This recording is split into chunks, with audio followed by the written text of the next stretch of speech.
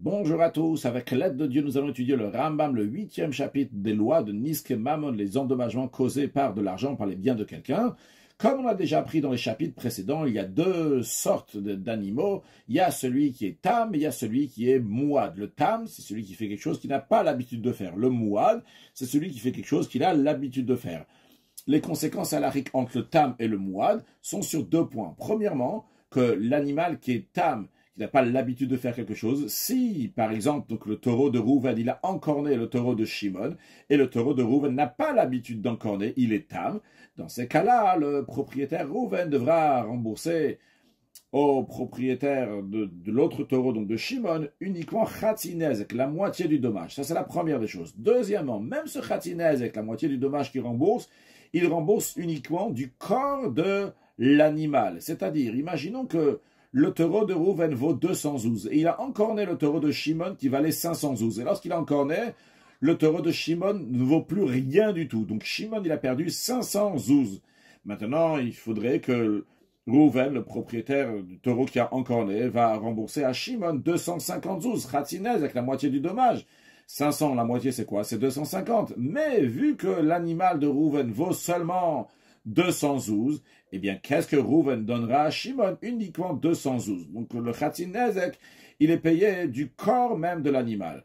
En revanche, en ce qui concerne l'animal qui est mouad, les propriétaires ont le devoir, premièrement, de payer le Nezek Shalem, donc le dommage en entier. C'est-à-dire que si le taureau de Rouven, il a déjà encorné 3 fois, et il y a eu donc toute la procédure qu'il faut pour qu'il soit mouad, à ce moment-là, donc Rouven doit rembourser à Shimon la totalité du dommage dans l'exemple qu'on vient de dire, donc il doit lui donner 500 zouz. Et ça, on ne va pas regarder maintenant combien il vaut l'animal. Il va lui payer mimetav, du meilleur de ce qu'il a, de ce meilleur bien. Eh bien, on va prendre ces biens-là et on va les vendre pour qu'il va pouvoir donner 500 zouz à Shimon. Perek Shmini Alacha Aleph. Le Rambam nous dit que Shorsh al Israël, un taureau donc qui appartient à un juif chez Nagar Shorsh al Hegdesh, qui a encorné un taureau qui est consacré pour le temple. Au Shel Hegdesh, Nagar Shorsh al Israël, ou bien vice-versa, qu'un taureau qui appartient au temple a encorné celui d'un juif. Eh bien, dans ces cas-là, dans les deux cas, patour, ils sont exemptés de rembourser quoi que ce soit. Chez Namar, parce qu'il est dit, Shor Re'eu, la Torah elle dit, si le taureau de Rouven va encorner le taureau de Shimon, le taureau de son ami. Donc, c'est quand on dit le taureau de son ami, le Hegdesh, l'animal qui est consacré, c'est pas celui de l'ami. Dans les lois de Me'ila, c'est quand on utilise quelque chose qui appartient au Beth Amikdash, eh bien, il y a la notion de Me'ila. Et des Kotchim, donc c'est des animaux qui sont consacrés, sur lesquels on est passible, on a transgressé Me'ila, d'avoir profité des choses qui appartiennent au Beth Amikdash, ce qui est donc tout ce qui est Kodashim, Kotch et Kodashim, donc de haute sainteté, et non pas ce qui est Kotchim Kalim, d'une plus basse sainteté. Il y a deux catégories de sacrifices. En tous les cas, ceux qui sont de grande sainteté, on est passible de Me'ila si on les a utilisés sans faire exprès, on doit amener un sacrifice de Me'ila. Eh bien, dans cela, il n'y a pas les lois des endommagements, donc ce qu'on vient de mentionner ici, que ça appartient au Hegdesh. Donc, par contre, si c'est Kotch et Kodash, si c'est Kotchim Kalim, d'une moindre sainteté, ça on apprendra dans Halacha Bet, quelle est la Halacha. Upsula Mukdashim. Et les sacrifices qui ont été disqualifiés. Par exemple, il y avait un taureau qui était consacré, mais il a eu, par exemple, il a eu une patte qui s'est cassée, donc on ne peut plus l'offrir. Donc on l'a racheté. Quand on dit racheté, c'est-à-dire qu'on l'a profané, on l'a vendu par exemple à 200 zouz, et ces 200 zouz-là, on va acheter un autre sacrifice. Mais cet animal-là lui-même, maintenant il devient chol. Bien qu'à noter que cet animal-là, on n'a pas le droit de le tondre, ou bien pas le droit d'utiliser pour un travail, mais en tous les cas, il devient quand même profane. Eh bien, sur ces animaux-là, yesh ben din des zakin, il y a les lois d'endommagement, ils sont plus considérés des animaux qui sont consacrés. Ben shehiziku, que ce soit que cet animal-là qui a été racheté, il a endommagé. Ben shehusku, bien que cet animal-là, il a été victime. Eh bien, il y a toutes les lois qui s'appliquent comme un juif avec un autre juif. On ne dit pas que c'est un animal qui est consacré. Pourquoi? Parce que ils sont sortis pour être rachetés, c'est-à-dire ils ont été rachetés et ils sont devenus chulin, ils sont profanes maintenant, donc ils sont considérés comme un animal ordinaire. Halachabet, shlamim, des sacrifices de paix. Les sacrifices de paix sont des kotchim kalim dans la catégorie d'animaux qui sont de moindre sainteté, dans lesquels il n'y a pas les lois de Mehila qui s'appliquent sur tout cet animal, chez Iziku et qui ont endommagé, alors si ce taureau-là, il était tam, alors la victime, Govem Ibsaran, on va prendre du bassar, de la chair elle-même. Qu'est-ce qu'on souligne ici en disant de la chair? Car à savoir que dans le sacrifice de Shlamim, il y a une partie donc, qui est mangée par les propriétaires, donc ça c'est la chair, c'est la viande, et il y a une partie qui est mise sur le misbéach. Tout ce qui est mis sur le misbéach, sur l'autel pour être brûlé, etc., ça s'appelle les émourines. Émourines du langage de émor, de dire ce qui a été dit, ça va être consacré, que ça va être saint. Alors, dans le Kotchim Kalim, en l'occurrence ici dans le Shlamim, dans le sacrifice de paix, il y a une partie qui appartient au propriétaire, donc une partie qui est ordinaire, qui appartient au Israël, il y a une autre partie qui appartient au Hekdesh, qui est consacrée. Alors, c'est la raison pour laquelle que si ce sacrifice, donc qui est Shlamim, cet animal, il a encorné, alors dans ces cas-là, les propriétaires vont devoir rembourser ce qui leur appartient. Qu'est-ce qui leur appartient? Uniquement la viande et non pas les émourines. Donc, celui qui s'est fait encorner, donc l'animal de Shimon, donc le propriétaire Shimon, recevra une partie de l'argent qu'on doit lui donner, mais uniquement de la chair. Comme on va expliquer dans la Hagim un peu plus de détails. Pour l'instant, continuons. Et il ne va pas prendre donc de la chair par rapport aux émourines, à ces parties sacrificielles qui ne vont pas être données. On expliquera plus détaillé dans la Hagimel. Le Ram nous explique quelle est la différence entre la chair de ce sacrifice-là et les émourines. Le Ram nous dit, parce que les émourines, eux, il y a oui la notion de Meïla, eux ils sont oui consacrés, et on peut être Moël dans ça et devoir amener un sacrifice si on en a profité sans faire exprès, comme on a expliqué dans les lois de Meïla. Ce qui n'est pas le cas pour la viande. Mais le propriétaire donc de l'animal qui s'est fait encorner perdra une certaine somme d'argent, comme on l'expliquera dans la Hagimel. Vechen, de même, Toda, le sacrifice de remerciement, qui est aussi dans la catégorie de Kotchim Kalim, le sacrifice de moins de sainteté. Le sacrifice de Toda est ramené pas seulement avec un animal, mais ramené aussi avec 40 pains qui viennent avec.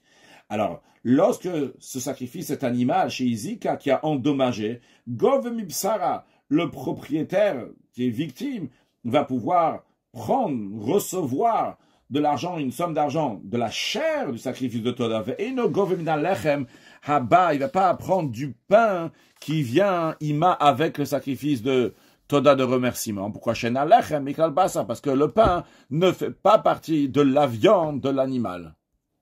Enfin, la Hagimel, vekeitzad gove, comment la victime va prendre de la viande de ce sacrifice-là, c'est sacrificiel, il faut le manger en tant que sacrifice. Eh bien, la réponse elle est chez Yochal Anizak Vachavurato Minabasa Bigdusha Keneged Khatzin Nezek Shelo, que la personne qui a été victime, donc l'animal qui a été victime, donc le propriétaire de cette victime, on va l'appeler Shimon, lui et toute son équipe qui est avec lui, à qui il veut donner, partager de la viande de ce sacrifice-là, ils vont le manger, comme il faut manger un sacrifice de Kotchim Kalim, il faut le manger à Yerushalayim dans un état de pureté. Par exemple, si il y avait donc une somme d'argent, c'était 50 zouz qui devait prendre de cet animal, eh bien, il va manger 50 zouz de viande, lui, avec tous les gens qu'il veut partager avec eux, mais il doit le manger dans les conditions qu'on mange un sacrifice de Shlamim. Mais il ne peut pas recevoir quelque chose d'autre à part cette viande-là qui est sacrificielle. Maintenant, qu'est-ce que ça veut dire qu'il prend seulement de la viande et il ne prend pas des émourines, des parties sacrificielles? Qu'est-ce que ça veut dire ce qu'on a dit dans la Chabet, qu'il prend seulement de la viande et non pas les émourim, les parties sacrificielles qui sont faites sur le misbéar? La réponse elle est imaginons dans un cas dans lequel il aurait dû prendre la valeur d'un dinar, c'est-à-dire que le taureau qui a encorné, le taureau de Rouven qui a encorné le taureau de Shimon, il lui a fait perdre 2 dinars. Vu que c'est un tam, il rembourse seulement 1 dinar. Donc, qu'est-ce que le propriétaire du deuxième taureau, de la victime, devrait prendre du propriétaire du premier taureau qui a encorné? Il devrait recevoir 1 dinar, vu que l'endommagement était de 2 dinars, et cet animal, il est tam, ce taureau, il est tam, donc il doit payer seulement un seul dinar, la moitié de 2 dinars. Maintenant, on va y basar ima emurim shavesh didarim. Si on prend le taureau qui a encorné, qui était un sacrifice de shlamim, si tu vas l'évaluer, donc toute la viande qui est dans lui, avec les parties sacrificielles, en tout, il y a combien? Il y a 2 dinars. Ve'abasa blo emurim, et si tu regardes que la viande, sans les parties sacrificielles, shave dinar vacheti, ça vaut seulement 1 dinar et demi. Alors, qu'est-ce qu'il va prendre le propriétaire de la victime, la victime? Eno govesh neshlishi abasar. On va pas dire, ah, il va prendre 2/3 de la viande. Il va prendre 2/3 de la viande, ça veut dire qu'il va prendre 1 dinar de viande, parce que qu'est-ce qui reste de la viande? C'est 1 dinar et demi, puisque les émourines, ils valent un demi-dinar, et la viande, c'est 1 dinar et demi, ce qui fait qu'en tout, il y a 2 dinarim. Alors, on va pas dire, ah, il doit prendre la moitié de 2 dinarim. C'est quoi la moitié de dinarim? C'est 1 dinar. Ok, tu me dis, il peut pas prendre des mourimes. Je comprends, les mourimes, c'est pour le misbéar. Tu sais quoi? Il va prendre que de la viande. Il va prendre de la viande pour 1 dinar. Non, on dit pas ça. Elle a seulement quoi? Khatia basabival. Il va prendre la moitié de la viande. C'est-à-dire que on dit, qu'est-ce qu'il y a encorné de cet animal? C'est pas l'animal entier qui a encorné, c'est uniquement la viande de l'animal qui a encorné. Que ça veut dire? Évidemment que c'est tout l'animal qui a encorné. Mais il y a ce qui appartient au Hekdesh, il y a ce qui appartient à un Re'e ou à son ami. Ce qui appartient au Hekdesh, au consacré, c'est tous les mouris, les parties sacrificielles. Ça compte pas du tout. Qu'est-ce qui compte uniquement? Le bassar, la viande qui est à l'intérieur de cet animal. C'est combien la viande qui est à l'intérieur? C'est 1,5. Alors on considère qu'il y a combien de dinars ici? Seulement 1 dinar et demi. Alors il va prendre la moitié du dinar et demi qui a encorné. C'est combien? C'est 3/4. Le 3/4 d'un dinar qui correspond donc à la moitié de la viande. Dans le même esprit de ce qu'on a dit que la Torah elle dit que ça doit être Shorre'e ou le taureau de son ami, donc d'un propriétaire d'un juif qui a encorné un autre taureau. Alors le Rav nous dit, de même, un bœuf qui n'a pas de propriétaire, qui a causé dommage, pas tour, pas besoin de rembourseur. Qu'est-ce qu'il est pas tour? S'il n'a pas de propriétaire, celui qui s'est fait encorner, il peut prendre ce taureau-là et le garder. On parle d'un cas que juste après qu'il a encorné ce taureau qui n'avait pas de propriétaire, il y a quelqu'un qui est venu, qui a pris ce taureau. Eh bien, le propriétaire de la victime, celui qui est victime de son animal a été encorné, il ne peut pas dire, hey, donne-moi cet animal-là qui a encorné mon animal. Non, Shenem, parce que la Torah dit, Shoreu, lorsque le taureau qui appartient à quelqu'un va encorner le taureau de son ami, d'un autre, donc il faut que ces biens-là vont appartenir à des propriétaires et non pas qu'ils n'ont pas de propriétaire. Keitzad, comment cela? Un taureau qui n'a pas de propriétaire, qui a encorné le taureau de Shimon. Avant que Shimon va saisir ce taureau-là comme il le mérite, comme il se doit, pour prendre de ce taureau-là, pour se faire rembourser. Rouven, il est prévenu et il a pris ce taureau et ça lui appartient maintenant. Eh bien, Rezepatu, Rouven est exempté de payer quoi que ce soit à Shimon. Velohod, pas seulement ce qu'on vient de dire, mais encore plus que ça. Et la Shor am Yuchad Be'alim. Un taureau qui appartenait à un propriétaire. Le taureau, il appartenait à Rouven. Chez Izik, il a endommagé un autre taureau. Chez Izik. Après qu'il a endommagé, il n'est pas encore comparé au tribunal, il n'est pas encore arrivé à la justice. Mais avant cela, qu'est-ce qu'il a fait Shimon? Higdisho, il a consacré au temple. Ou bien il a abandonné, il a dit, maintenant je ne suis plus le propriétaire. Et quelqu'un d'autre est venu, et il a pris ce taureau-là. Eh bien, Rezepatu, ce quelqu'un d'autre-là, par exemple, ce Lévi-là, il est exempté de payer quoi que ce soit à Shimon. Et Rouven aussi est exempté de payer quoi que ce soit à Shimon. En effet, on parle ici d'un animal qui est tam. Et ce tam-là, on prend de son corps pour rembourser. Mais il faut que cet animal-là, il a un propriétaire aussi bien au moment de l'endommagement et aussi bien au moment où il va comparer en justice. Si ce n'est pas le cas, s'il manque une des deux fois qu'il n'a pas de propriétaire, ou bien au moment où il est encore né, il n'y a pas de propriétaire, ou bien que au moment où il a comparé en justice, il n'y a pas de propriétaire, eh bien, il est exempté de payer. Il faut qu'il ait des propriétaires aussi bien au moment de l'endommagement et aussi bien au moment où il va comparer en justice. Le taureau d'un juif qui a encorné le taureau d'un non-juif. Ben tam, ben mouat, que ce soit que le taureau du juif, il est tam ou il est mouat, pas tour, il est exempté de payer. Pourquoi? Parce que dans les lois des non-juifs, s'il y a un animal d'un non-juif qui a encorné un autre animal, dans leurs tribunaux, on ne va pas dire que le propriétaire doit payer quoi que ce soit. Et vu qu'on cherche l'intérêt du juif, Donc, on va leur juger le non-juif avec le juif, comme les lois du non-juif, vu que c'est pour l'intérêt du juif qu'il n'aura pas besoin de rembourser. À l'inverse, si c'est le taureau d'un non-juif, qui a encore né le taureau d'un juif, ben tam ben mouad, que ça soit que le taureau du non-juif soit tam ou mouad, mais shalem nezek shalem, il doit rembourser au juif la totalité du prix. La raison pourquoi on est strict sur eux, parce que d'après la Torah, un tam, il rembourse seulement la moitié. La raison, elle est knas ou zelagoim. C'est une punition, une sentence pour les nations, les fichiers, parce qu'ils font pas attention aux 7 lois noachides, qu'une de ces 7 lois noachides, c'est les dinim, les lois, donc de garder les lois qui entre l'homme et son ami, et donc évidemment de ne pas endommager à quelqu'un d'autre, vu qu'ils ne font pas attention à ça, donc ils ne font pas attention de que le taureau va pas encorner.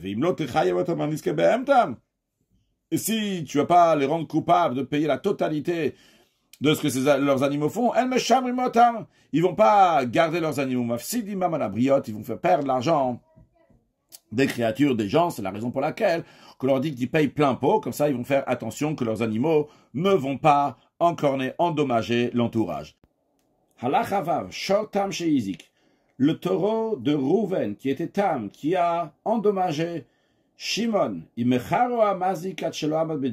si Rouven, l'endommageur, a vendu son taureau avant qu'il a comparu au tribunal, il a vendu à Lévi. Falpicho Mahour, bien que la vente que Rouven a fait à Lévi, c'est considéré une bonne vente. Pourquoi? Parce que ce taureau-là de Rouven n'appartient pas encore à Shimon. Quand est-ce qu'il pourra appartenir une partie à Shimon? C'est une fois qu'il aura comparu en justice, mais pour l'instant, c'est pas encore le cas. Alors, malgré le fait que la vente, c'est une bonne vente, concrètement, Shimon va amener Rouven en justice. Et lorsque le tribunal il va dire que Rouven doit payer à Shimon, Aréa Nizak, la victime, donc Shimon Gove Mimenu, va encaisser, va prendre de l'argent de cet animal qui est maintenant chez Lévi. Et suite à ça, l'acheteur, donc Lévi repartira avec Gove Minamazik Shemachalo, et il va dire au Mazik, il va dire à Rouven, tu m'as vendu un animal qui avait encorné, qui avait endommagé. Shimon, il est venu me prendre une somme d'argent. À toi, Rouven, de me rendre cette somme d'argent. Aïe, a priori, on pourrait se demander la question, mais la loi n'est pas la même. Lorsque Rouven, il emprunte 100 € à Shimon, il lui dit, écoute, si je vais pas te rembourser les 100 €, ma vache, mon animal, il est hypothéqué pour toi. Et après, qu'est-ce qu'il a fait? Rouven, il a vendu cette vache à Lévi. Et quand après Shimon lui dit, donne-moi 100 €, Rouven dit, j'ai pas, il dit, ah, donne-moi ta vache. Il dit, ah, la vache est déjà vendue à Lévi. Eh bien, Shimon, il veut pas aller prendre la vache de chez Lévi. Alors, pourquoi ici, c'est différent? Alors, le Rambam nous répond à cette question en disant, Kevan chez Nagar, vu que ici, c'est pas un prêt, ici, c'est un encornement. Cet animal, il est encorné. Eh bien, le fait qu'il est encorné, Kol yeshlo, il y a un bruit, les gens ils sont au courant. Et il n'aurait pas dû acheter Lévi, cet animal-là, jusqu'à que Shimon aurait encaissé l'argent qu'il doit de Rouven.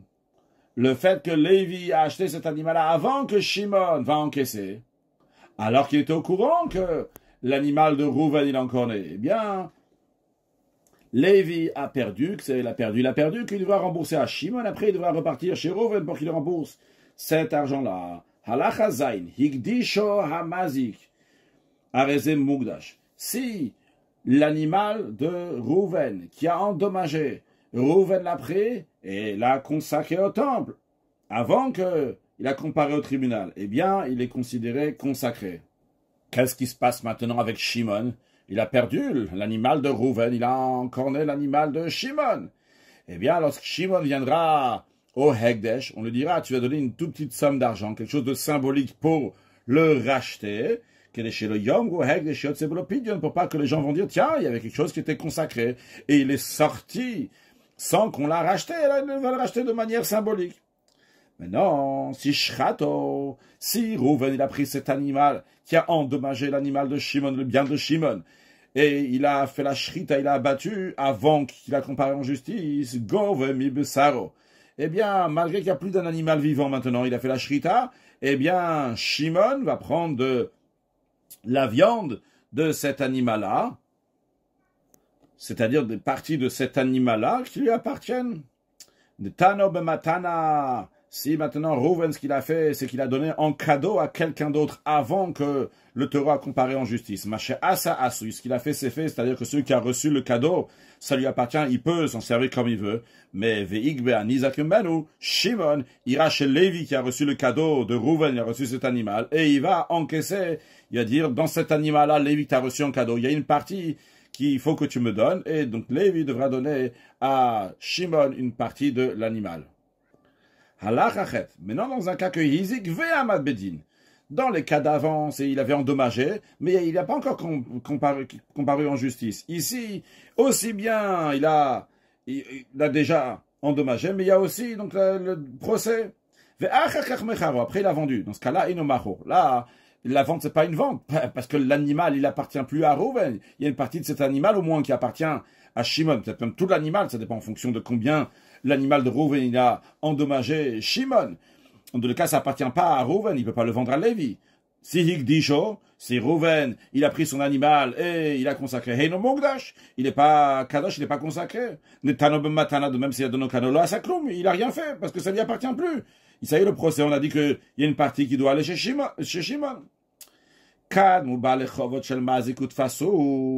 Si des créanciers de l'endommageur, donc de Rouven, ils ont pris ce taureau, ils l'ont saisi, ils l'ont pris pour eux. Parce que Rouven leur devait de l'argent, ben shechavat chez le Hizik. Que ce soit que Rouven leur devait de l'argent avant que son animal a endommagé, ben chez lochavat chez Hizik, ou bien que Rouven leur doit de l'argent après que son taureau a endommagé. Quoi qu'il arrive, l'ozach ou ses créanciers n'ont pas mérité, ça leur appartient pas, ils n'ont pas fait d'acquisition de ce taureau-là. Et là, nizak govemimenu, ça sera le nizak, la victime, qui va encaisser, qui va prendre de l'argent de ce taureau-là. Parce que même si ça appartenait au balechovot, aux créanciers avant l'endommagement, c'est-à-dire que les créanciers auraient pris l'animal de Rouven avant que l'animal de Rouven va endommager. Vehizik, et après cet animal-là, il va endommager. Arezegofem gufo. Quoi qu'il arrive, Shimon, il aurait pris de cet animal même. C'est-à-dire, l'animal de Rouven, on va l'appeler l'animal numéro 1. Si l'animal numéro 1, il est chez Rouven, il endommage l'animal de Shimon, eh bien, on devra prendre du corps de l'animal numéro 1 pour rembourser Shimon. Si l'animal numéro 1, il se trouve chez les créanciers et il a endommagé l'animal de Shimon, eh bien, on va prendre du corps de l'animal numéro 1. Donc, ça ne change pas si l'animal numéro 1, il se trouve chez Rouven ou il se trouve chez Shimon. Quand c'est un tam, on prend du corps même du tam, de l'animal. Donc, ça ne change pas à qui l'animal appartient. Il faut prendre du corps de l'animal pour rembourser Shimon. Halachatet, maintenant passons au Mouad. Mouad chez Izik, un animal donc, qui est Mouad, qui a l'habitude donc d'endommager, il a endommagé. Ben chez Ahmad Bedin, ben chez Lo Ahmad Bedin, que ça soit qu'il a comparé en justice ou pas. Vehigdisho, le propriétaire, l'a consacré au Mecharo, ou bien qu'il a vendu un Tano Matana, où il a donné un cadeau Shrato, il a fait la Shita. Macha ça assoui. Ce qu'il a fait, il a fait parce que ici, dans le Mouad, ça ne change pas maintenant c'est quoi la situation de l'animal. Dans le Mouad, il faut que le propriétaire de l'animal qui est endommagé va sortir de sa poche de l'argent. Donc ça ne change pas maintenant qu'est-ce qu'il fait avec l'animal. Il veut le vendre, il veut le donner en cadeau, il veut rendre hefker, qu'il en fasse ce qu'il veut. Si les créanciers sont venus et ils l'ont pris pour l'argent que Rouven leur doit, ben chavlamat shelo hizik, ben shehizikat shelo chav, que ça soit que Rouven leur devait de l'argent avant que son animal a endommagé, ou bien qu'une fois que l'animal a endommagé, Rouven leur doit de l'argent, quoi qu'il arrive, Zachubo, en effet, cet animal va appartenir à ces créanciers qui l'ont pris, et celui qui s'est fait endommager, il ne veut pas dire, ah, je veux de cet animal-là, parce que qu'est-ce qu'un animal? Aucun rapport. Toi, tu dois avoir affaire avec Rouven, avec le propriétaire de l'animal, non pas avec l'animal. Les filles, Shen Mishtal et Manizak, la Mennayafe, Shebenirse Amazik, lorsque c'est un taureau qui est mouad, qui a encorné, la victime va pas prendre du corps de l'animal, mais il va prendre des meilleurs biens qui appartiennent à Rouven, l'endommageur, et tous les biens qui appartiennent à Rouven sont engagés pour rembourser ce dommage. Donc, en autre mot, ce qui se passe ici, c'est que ces créanciers et la victime sont tous au même niveau, sont tous des créanciers à qui Reuven lui-même doit donner de l'argent, que ce soit au créancier, que ce soit à la victime. Mais il n'y a pas ici l'animal lui-même qui est en jeu. L'animal fait partie des biens de Reuven. Alors, il y a des créanciers qui ont pris l'animal. Si Shimon il n'a pas un animal à prendre, il prendra quelque chose d'autre. Et si en effet, il reste plus rien pour donner à Shimon, alors en effet, et Shimon il a perdu ici quelque chose. Parce que Reuven il n'a pas les moyens de lui payer. Mais ce n'est pas de la faute des créanciers. Parce que tous les biens de Reuven sont engagés pour ses créanciers. Que ce soit les créanciers à qui il a emprunté de l'argent, par exemple, ou bien que ce soit le créancier, entre guillemets, créancier, donc Shimon à qui il doit de l'argent.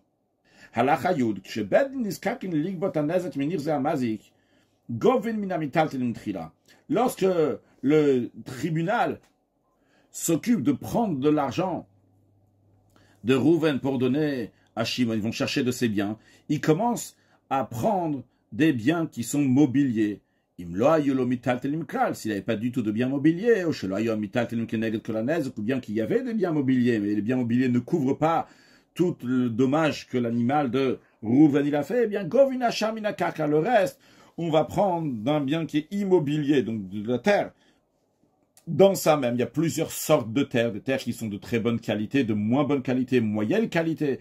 Eh bien, on va prendre des meilleurs qui sont dans les biens de l'endommageur, donc de Reuven. Tant qu'on trouve des biens mobiliers, le soubin, même si c'est du son, donc c'est un truc vraiment nul, que c'est dur à vendre et ça coûte pas grand chose, eh bien, le carcass, si on peut vendre ça, eh bien, on va pas prendre des biens qui sont immobiliers, on va pas avoir recours à des biens qui sont immobiliers. Halacha Yudalef. Metamazi kodem sheyishalem. Si l'endommageur, il est mort avant d'avoir payé. Quand il est l'endommageur, c'est l'auteur de dommage, donc son animal, il a fait un dommage. Il est mort avant qu'il a remboursé. Et maintenant, il faut aller chez les héritiers. Ah, si c'est chez l'héritier, les lois sont différentes. Là, jusqu'à présent, on a vu qu'on prenait premièrement des mitaltelin, des biens qui sont mobiliers. S'il n'y a pas, on prend des biens qui sont immobiliers. Et deuxièmement, on a dit que dans les biens même, on prend du meilleur. Mais là, c'est chez les yetomim, c'est chez les orphelins. Dans ces cas-là, le tribunal ne va pas prendre des biens mobiliers des orphelins, mais uniquement un terrain qu'ils ont reçu de leur père, évidemment. Et qu'est-ce qu'ils vont donner à celui qui s'est fait endommager? Pas d'un meilleur terrain, mais du zibouri, donc des moins bien des terres. Parce que la règle est que quand quelqu'un il vient prendre des biens des orphelins, il prend uniquement du zibouri, des terres qui sont les plus mauvaises. Ça, c'est la raison pour laquelle il va recevoir donc des moins bien des terres. Mais non, quelle est la raison qu'il va prendre des terres et non pas des biens mobiliers? La raison, elle est,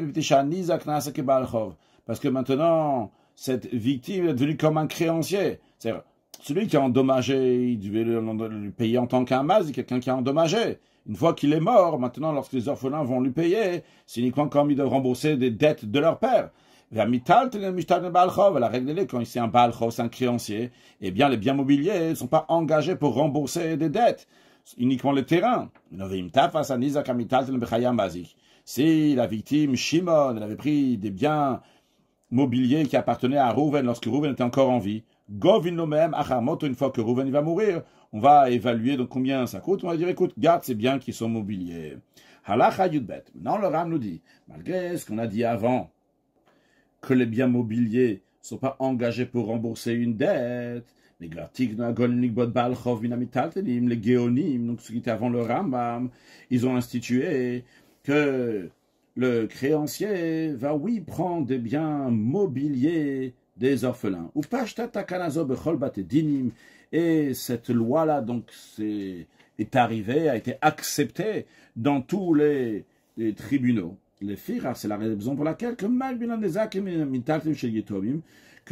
le tribunal va, oui, contrairement à ce qu'on a dit dans Halacha Yudalef, concrètement, vont, oui, prendre donc des biens mobiliers qui appartiennent aux orphelins qu'ils ont hérités de leur père.